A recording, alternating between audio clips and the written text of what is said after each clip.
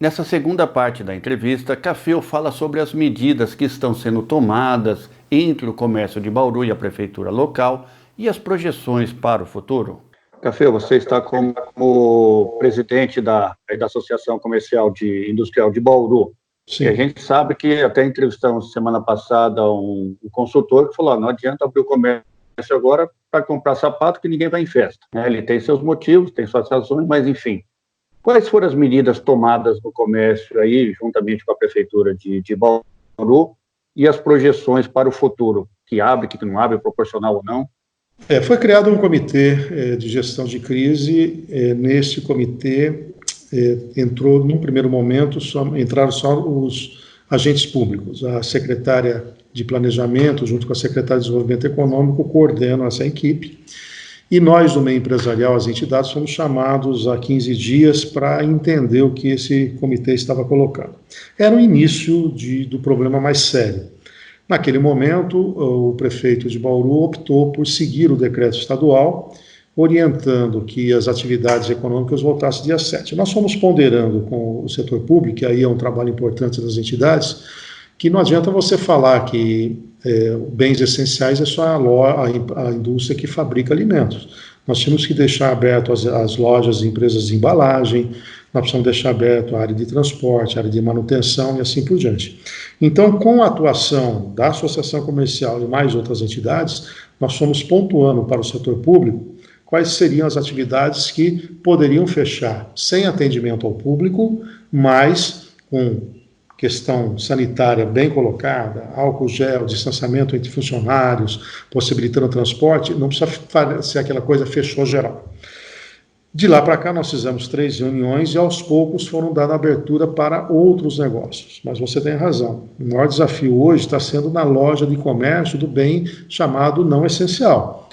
O dono da loja de calçados quer abrir, de confecção também. E aí é um problema de aglomeração. Então, em vez de a gente entrar com uma posição intransigente, nós estamos no diálogo. De um lado tem a opinião pessoal minha, do outro lado tem o colegiado, que é a nossa diretoria. Além disso, tem a nossa opinião, que está aliada com as outras entidades, e também tem o clamor do próprio mercado, né? Tão importante quanto nos resguardarmos é a gente também não parar geral. Então, nós precisamos ter um equilíbrio disso. Experiência de outros países que abriram tudo foi catastrófica, e experiência de outros países que guardaram a quarentena, a consequência econômica foi catastrófica. Então, nós temos aí que tentar os dois termos. Como líder da minha entidade, eu estou tendo um comportamento, vou dizer, bastante ponderado para ouvir todos os lados, e a gente vai buscar a melhor alternativa. Tá certo. Café, a gente sabe que daqui a pouquinho você tem uma outra live para fazer, então uma última pergunta, tá? Neste momento aí em que deveríamos unir forças, eu vi até, eu acho que foi hoje ou ontem, uma charge, né? Várias pessoas de países dando as mãos, e aqui uma queda de braço entre as esferas governamentais. Como que você vê isso daí e como lidar, né? A gente está falando muito de economia, mas como lidar neste momento também emocionalmente entre as famílias? Então, eu tenho buscado também no espiritual um pouco essa questão. Gravei até um vídeo no meu canal falando exatamente disso, que é a hora do equilíbrio entre o mundo dos negócios, o mundo da família, e o ingrediente que pode dar o tempero é o espiritual, independentemente das nossas crenças. Eu escrevi um artigo, vai sair essa semana, dizendo: coronavírus, confirmada a crise de liderança. E é exatamente isso que nós estamos vivendo no nosso país. Quando a gente vai para algumas empresas, a gente percebe que o empresário entra em pânico e ele não consegue encontrar na organização um líder que possa ser aglutinador, ter a cabeça no lugar e ser estrategista.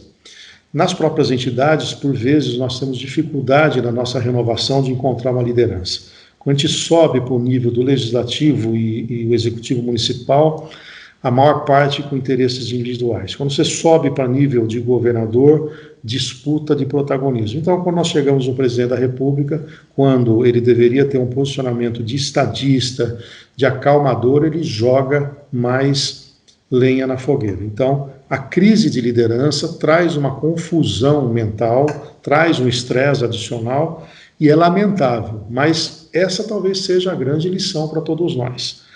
Agora, nós estamos vendo a real necessidade de você ter bons gestores, a real necessidade de você não pensar só no populista, no discurso fácil.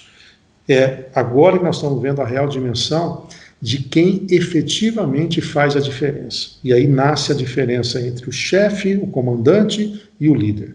O líder é aquele que é capaz de fazer todo mundo trabalhar em conjunto e tem diferenciais. Não identifico na classe política hoje nenhum líder, e isso pode ser um bom norteador para as eleições agora de outubro. Infelizmente vivemos isso em várias esferas, mas uma coisa importante, a população sabe que entre tudo que está sendo colocado, a preservação da vida dela é melhor. Então, dificilmente, por mais atos heróicos que alguns possam querer ter, imitando esse ou aquele governante, ele vai olhar para a casa dele e vai se perguntar: eu colocaria meu filho em exposição? Eu colocaria meu pai e minha mãe em exposição? Se a resposta dele for não, ele está seguindo aquilo que a tua mente mais está assimilando nesse momento. A situação é grave, não é para brincadeira e tem que enfrentar nessa magnitude. Visão de mercado com Rogério Cabral. Oferecimento: Univem, Eficaz Consultoria, Bredas Sistemas. Comece bem o seu dia lendo o Cada Dia. Unimed Marília, Colégio Cristo Rei, E-Produtiva, Assim, Centro Automotivo Porto Seguro Marília, Magnogás, revendedor autorizado Concigás. Star LED, publicidade em LED. CW15 Coworking, Amigas do Lar.